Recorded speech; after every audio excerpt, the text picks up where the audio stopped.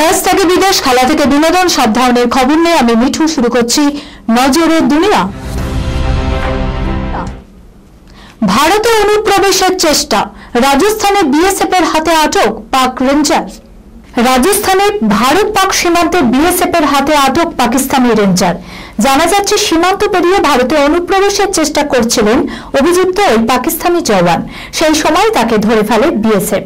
উল্লেখ্য, গত এক সপ্তাহ ধরে পাকিস্তানের হাতে আটক পশ্চিমবঙ্গের বাসিন্দা বিএসএফ জওয়ান পুনম সাউ এবার ভারতের হাতে পাক রেঞ্জারের গ্রেপ্তারি কূটনৈতিকভাবে যথেষ্ট তাৎপর্যপূর্ণ বলে মনে করা হচ্ছে। বিএসএফ সূত্রে খবর, সীমান্ত পেরিয়ে ভারতে ঢুকে পড়েছিলেন অভিযুক্ত ওই পাক জওয়ান।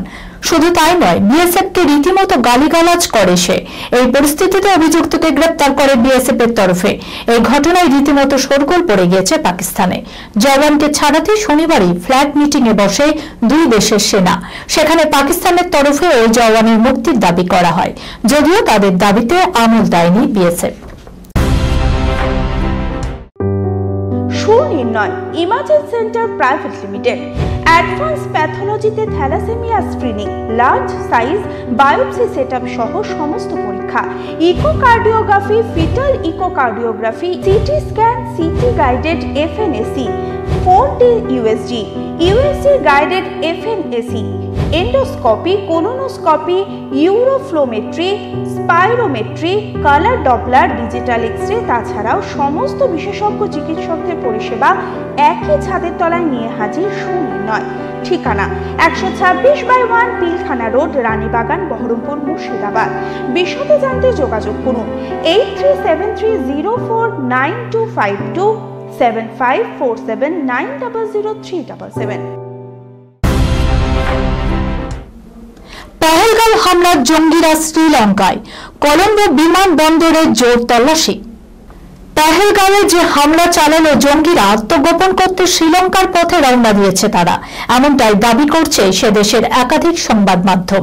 সূত্রে খবর, ভারতের গোয়েন্দাদের তরফ থেকে বিশেষ তথ্যের ভিত্তিতেই কলম্বো বিমানবন্দরে অভিযানে নেমেছে পুলিশ। চলছে তল্লাশি। শ্রীলঙ্কার বিমান সংস্থা একটি বিবৃতিতে জানিয়েছে, শনিবার দুপুর 11:59 চেন্নাই থেকে একটি বিমান কলম্বোর বান্দারা নায়েক আন্তর্জাতিক বিমানবন্দরে অবতরণ করে। চেন্নাই এরিয়া কন্ট্রোল সেন্টারের তরফ থেকে সতর্ক করা হয় বিমানটিতে কোনো জঙ্গি লুকিয়ে থাকতে পারে। এরপরই নিরাপত্তা রক্ষীরা বিমানটিতে তল্লাশি চালায়। সূত্রে খবর, লঙ্কা পুলিশ এবং শ্রীলঙ্কার বায়ুসেনাও এই অভিযানে সামিল ছিল, তবে সন্দেহভাজন কোনো ব্যক্তির হদিশ মেলেনি। একের পর এক ফ্লপ সিনেমা, নাজেহাল ভাইজান, এবার উড়তে পড়ে যাচ্ছেন সীমান্তের যুদ্ধে সালমান খান। বলিউড সুপারস্টার সালমান খান এবার বড় পর্দায় ভারতীয় সেনা অফিসারের ভূমিকায় অভিনয় করতে চলেছে। 2020 সালে ভারত ও চীনা সেনাদের মধ্যে গালওয়ান উপত্যকা সংঘর্ষকে কেন্দ্র করে একটি যুদ্ধভিত্তিক ছবি আসছে।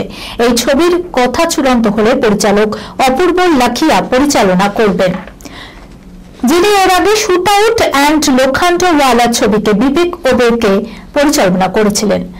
জগদীপ প্যাটেল সালমান খানকে অপূর্ব লাখিয়ার সঙ্গে পরিচয় করিতেন এবং তখনই তারা দুজনে একটি চিত্রনাট্য নিয়ে আলোচনা করেন। অপূর্ব কিছুদিন আগে ইন্ডিয়াস মোস্ট ফিয়ারলেস 3 উপন্যাসের স্বত্ব কিনেছিলেন এবং সালমানের সঙ্গে এই ছবি নিয়ে আলোচনাও করেছিলেন। তিনি এই উপন্যাসের ভাবনাটি পছন্দ করেছেন এবং ছবিটি করার কথাও ভাবছেন।